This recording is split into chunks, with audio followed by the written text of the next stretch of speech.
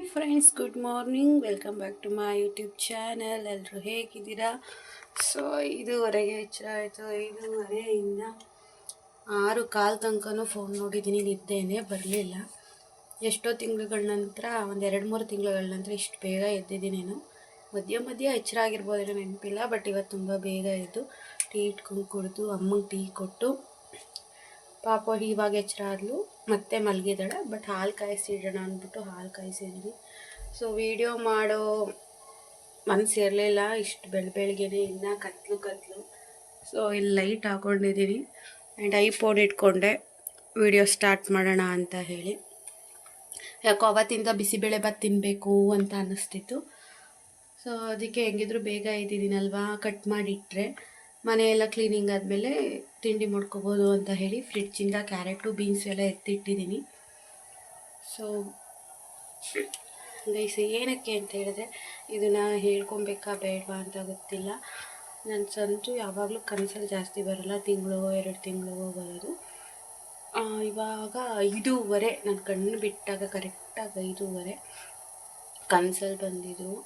ಇಲ್ಲೇ ನಮ್ಮ ಮನೇಲೇ, ಅಲ್ಲಿ ಬರೋಲ್ಲ. ನಾನು ಅಲ್ಲಿ ಎಷ್ಟು ಇದು ಮಾಡಿದ್ರು ಏನೋ ವಿಚಿತ್ರವಾಗಿ ಎಲ್ಲ ಕನಸು ಬಿಡುತ್ತೆ ನನ್ನ ಮನೇಲಿ. ಬಟ್ ಅವ್ರು ಬಂದು ಮಾತಾಡೋದಾಗಲಿ ಅಥವಾ ಏನಾದರೂ ಹೇಳೋದಾಗಲಿ ಆ ಮನೇಲಿ ಮಾಡೋದೇ ಇಲ್ಲ. ನಮ್ಮ ಸಂತು ಡೆತ್ ಆದಾಗಿಂದಲೂ ಅಷ್ಟೇ ಈ ಮನೆಗೆ ಬಂದಂಗೆ ಅಥವಾ ಏನೋ ಒಂದು ಹೇಳ್ದಂಗೆ ನನ್ನ ಕನಸು ರಿಲೇಟೆಡ್ ಬೀಳ್ತಿದೆ. ಏನಕ್ಕೆ ಅಂತಲೂ ಗೊತ್ತಿಲ್ಲ. ಈ ಕನಸು ಬಗ್ಗೆ ಇನ್ನೂ ನಾನು ಅಮ್ಮಂಗೂ ಹೇಳಿಲ್ಲ. ಟೀ ಕುಡಿದು ಅಮ್ಮ ಆಚೆಗೆ ಎದ್ದೋದ್ರು.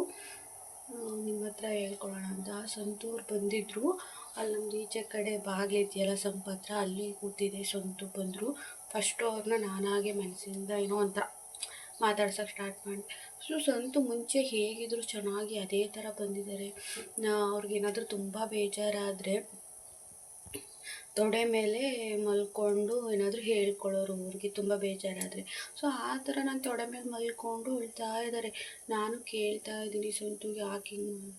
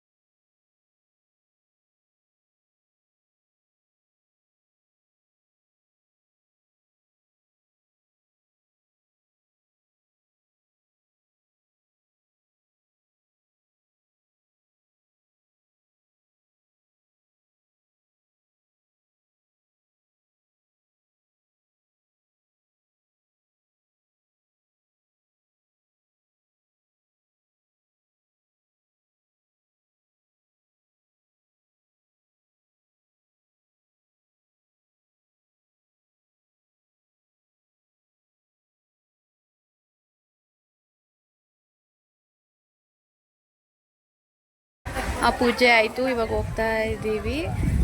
ಸ್ವಲ್ಪ ಜನ ಜಾಸ್ತಿನೇ ಇದ್ದಾರೆ. ಅಲ್ಲಿ ನಮ್ಮ ಹಣ್ಕಾಯಿ ತಂದಿದ್ದು ಕವರೇನೇ ಮಿಸ್ ಆಗಿದೆ. ಯಾರೇ ತಗೊಂಡೋದ್ರು ಅಂತ ಗೊತ್ತಿಲ್ಲ. ಸೊ ಅಮ್ಮ ಬೇಜಾರು ಮಾಡ್ಕೋಬಾರ್ದು ಅಂತೇಳಿ ಹೋಗಿ ಹಣ್ಕಾಯಿ ಮಾಡಿಸ್ಕೊಬಾ ಅಂತ ಹೇಳಿತ್ತಲ್ವ, ಅದಕ್ಕೆ ಬಂದೆ. ಹಣ್ಕಾಯಿ ಮಾಡಿಸ್ಕೊಂಡೆ. ಹಣ್ಕಾಯಿ ಕವರೇ ಮಿಸ್ ಆಯಿತು. ಎಷ್ಟು ದಿನ ದೇವರು ಪೂಜೆ ಮಾಡ್ತಿದ್ದವಳು ಇವತ್ತು ಕೈ ಮುಕ್ಕೊಂಡು ಮನೆಗೆ ಹೋಗ್ತಾ ಇದ್ದೀವಿ. ಅಪ್ಪಾಜಿ ಅಲ್ಲಿ ಬೈಕಲ್ಲಿ ರೆಡಿಯಾಗಿದೆ. ಇವಾಗ ಟೈಮ್ ಇಲ್ಲ, ಮನೆಗೆ ಹೋಗ್ತಾ ಇದ್ದೀವಿ. ಸೊ ವ್ಲಾಗ್ನ ಕಂಟಿನ್ಯೂ ಮಾಡ್ತೀನಿ, ನೋಡಿ. ಇವಾಗ ಆಲ್ರೆಡಿ 6:15 ಆಗಿದೆ. ಅಲ್ಲಿ ದೇವಸ್ಥಾನದಲ್ಲಿ ದೇವ್ರ ಹತ್ರ ಹೋಗಿ ಬಂದಮೇಲೆ ಪಾಪು ನಾವು ಮಲ್ಕೊಂಡು 4 ಗಂಟೆನೂ ಆಗಿತ್ತು. ಎದ್ದು ಟೀ ಇಟ್ಕೊಂಡೆಲ್ಲ ಕುಡಿದು ಅಮ್ಮ ಅಪ್ಪಾಜಿ ತೆಂಗಿನ ತೋಟಕ್ಕೆ ನೀರು ಹೊಡೆಯೋಕ್ಕೆ ಅಂತೇಳಿ ಗದ್ದೆ ಹತ್ರ ಹೋಗಿದ್ರು. ಅವರು ಬಂದರು. ಅವ್ರಿಗೂ ಟೀ ಎಲ್ಲ ಕೊಟ್ಟು ಸ್ವಲ್ಪ ಹೊತ್ತು ಕೂತಿದ್ದು ಆ್ಯಂಡ್ ಒಂದು ವ್ಲಾಗ್ ಮಾಡಿದೆ. ಹೋಮ್ ಟೂರ್ ವ್ಲಾಗ್ ಮಾಡಿ ಇವಾಗ ತರಕಾರಿ ಸಾಂಬಾರು ಮಾಡ್ತಾ ಇದ್ದೀನಿ. ಸೊ ವ್ಲಾಗ್ ಏನಕ್ಕೆ ನಾನು ಕಂಟಿನ್ಯೂ ಮಾಡಲಿಲ್ಲ ಮಧ್ಯಾಹ್ನದಿಂದ ಅಂತ ಹೇಳಿದ್ರೆ, ಅಲ್ಲಿ ಹೋಗಿದ್ನಲ್ವಾ, ಅಲ್ಲೇ ನಮ್ಮ ಅತ್ತೆ ಮನೆಯಲ್ಲೇ, ಅಂದರೆ ನಮ್ಮ ಅಪ್ಪಾಜಿ ಅಕ್ಕನ ಮೇಲೆ ದೇವ್ರು ಕೂರಿಸಿದ್ದು. ಅಲ್ಲೊಂದು ಕೆಲವೊಂದು ಏನೋ ಸಣ್ಣ ಪುಟ್ಟ ಬೇಜಾರಾಯಿತು. ಅಲ್ಲಿಂದ ಬಂದು ಊಟನೂ ಮಾಡಲಿಲ್ಲ, ಹಂಗೆ ಮಲ್ಕೊಂಡೆ. ಸೊ ಅದಕ್ಕೆ ಯಾಕೋ ಒಂಥರ ಮೂಡ್ ಆಫ್ ಆದಂಗೆ ಆಗಿತ್ತು. 4 ಗಂಟೆಗೆ ಎದ್ರೂ ಕೂಡ ವ್ಲಾಗ್ ಕಂಟಿನ್ಯೂ ಮಾಡಲಿಲ್ಲ. ಅಲ್ಲೊಂದು ನನ್ನ ಫ್ರೆಂಡ್ ಸಿಕ್ಕಿದ್ಲು, ಕ್ಲಾಸ್ಮೇಟು, ಮಾತಾಡಿಸ್ದೆ. ಕೆಲವೊಬ್ಬರು ಸಿಕ್ಕಿದ್ರು, ಮಾತಾಡ್ಸಿದ್ರು. ಕೆಲವೊಬ್ಬರು ನೋಡದೇ ಇರೋ ಥರ ಹೋದರು. ಅದು ತುಂಬ ಬೇಜಾರಾಗುತ್ತೆ. ಸೊ ಏನಕ್ಕೆ ಅಂದರೆ, ಯಾವುದೇ ರೀತಿ ರಕ್ತ ಸಂಬಂಧ ಇಲ್ಲದೆ ಇರೋ ಫ್ರೆಂಡ್ಗಳು 106 ಕಿಲೋಮೀಟ್ರಿಂದ ಬಂದು ನೋಡ್ಕೊಂಡು ಹೋಗ್ತಾರೆ. ಸೊ ಅದು ಅಟ್ಲೀಸ್ಟ್ ನಮಗೋಸ್ಕರ ಅಂತ ಅವ್ರು ಬಂದಿಲ್ಲ ಅಂದರೂ ಅವ್ರು ಕೆಲಸಗಳಿಗೋಸ್ಕರ ಬಂದಿರ್ತಾರೆ. ಕೆಲಸಗಳನ್ನ ಬಿಟ್ಟು ನಮ್ಮನ್ನ ಬಂದು ನೋಡ್ಕೊಂಡು ಹೋಗ್ತಾರೆ. ಅದೇ ರಕ್ತ ಸಂಬಂಧಗಳಲ್ಲಿ ಆ ಥರ ಇರೋದೇ ಇಲ್ಲ. ಅದೆಲ್ಲ ಒಂದು ಸಲ ಮಾತಾಡಿಸ್ತಾರೆ, ಅದೇ ಇನ್ನೊಂದು ಸಲ ಕಣ್ಮುಂದ್ಗಡೆ ಇದ್ರೂ ಕೂಡ ನೋಡ್ತಿರೋ ಥರ ಹೋಗ್ತಾರೆ. ಅದೇನಕ್ಕೋ ತುಂಬ ಬೇಜಾರಾಯಿತು. ಅದು ಮೂಡ್ ಆಫು ಆಯಿತು ಅಂತ ಹೇಳ್ಬೋದು.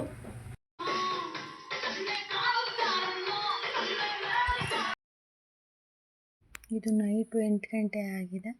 ಸೊ ಪಾಪುಗೆ ಡ್ಯಾನ್ಸ್ ಅಂದರೆ ತುಂಬ ಇಷ್ಟ. ನೋಡಿ ಅವಳು ಹೇಗೆ ಡ್ಯಾನ್ಸ್ ಮಾಡ್ತಿದ್ದಾಳೆ ಅಂತ ಹೇಳಿ. ಸೊ ನಮ್ಮದು ನೈಟ್ ಆಯಿತು ಅಂದರೆ ಇದೇ ಕೆಲಸ. ಊಟ ಮಾಡಿ ನಂತರ ಸಾಂಗ್ ಎಲ್ಲ ಹಾಕೋದು, ಅವಳು ಡ್ಯಾನ್ಸ್ ಮಾಡೋದು. ಸೊ ಅವಳು ಡ್ಯಾನ್ಸ್ ನೋಡೋದು ಅಂದರೆ ನನಗೆ ಖುಷಿ. ಏನೇ ಬೇಜಾರಿದ್ರೂ ಕೂಡ ನನ್ನ ಮಗಳು ಡ್ಯಾನ್ಸ್ ನೋಡಿದ್ರೆ ನನಗೆ ಬೇಜಾರೆಲ್ಲ ಇದಾಗೋಗುತ್ತೆ. ಸೊ ಪಾಪುಗೆ ಡ್ಯಾನ್ಸ್ ಅಂದರೆ ಅವಳು ತುಂಬ ಇಷ್ಟ, ತುಂಬ ಇಂಟ್ರೆಸ್ಟ್ ಇದೆ. ಡ್ಯಾನ್ಸ್ ಕ್ಲಾಸ್ಗೆ ಹಾಕಬೇಕು. ಬಟ್ ಏನು ಮಾಡೋದು, ನಾವಿರೋ ಪರಿಸ್ಥಿತಿಲಿ ಅದು ಸಾಧ್ಯ ಇಲ್ಲ. ಬಟ್ ಮುಂದಿನ ದಿನಗಳಲ್ಲಿ ಹಾಕಬೇಕು. ಇದು ಇವತ್ತಿನ ವ್ಲಾಗ್ ಆಗಿತ್ತು. ಸಾರಿ, ನನ್ನ ವ್ಲಾಗಲ್ಲಿ ಜಾಸ್ತಿ ಏನು ನಂಗೆ ತೋರ್ಸೋಕ್ಕಾಗ್ತಾಯಿಲ್ಲ. ಬೇಜಾರುಗಳಲ್ಲಿ ಬೇಜಾರಾಗಿ ವ್ಲಾಗ್ನ ಕಂಟಿನ್ಯೂ ಮಾಡೋಕ್ಕಾಗ್ತಾಯಿಲ್ಲ. ಬೇಜಾರು ಮಾಡ್ಕೋಬೇಡಿ. ನಾನು ಇನ್ಮೇಲಿಂದನಾದರೂ ಕರೆಕ್ಟಾಗಿ ವ್ಲಾಗ್ಸ್ನ ಮಾಡ್ತೀನಿ. ಅಂದರೆ ಫುಲ್ಲು ರೋಟೀನ್ ತೋರಿಸ್ತೀನಿ, ಹೇಗಿರುತ್ತೆ ನಂದು ಪಾಪುದು ಮನೆ ಕೆಲಸ ಅಂತ ಹೇಳಿ. ಆ್ಯಂಡ್ ಪಾಪುನೂ ಕೂಡ ಇವಾಗ ಪರವಾಗಿಲ್ಲ. 1-2 ಡೇಸಿಂದ ವ್ಲಾಗಲ್ಲಿ ಮಾತಾಡ್ತಾ ಇದ್ದಾಳೆ. ನಿಮ್ಮ ಸಪೋರ್ಟ್ ಹೀಗೆ ಇರಲಿ. Thank you.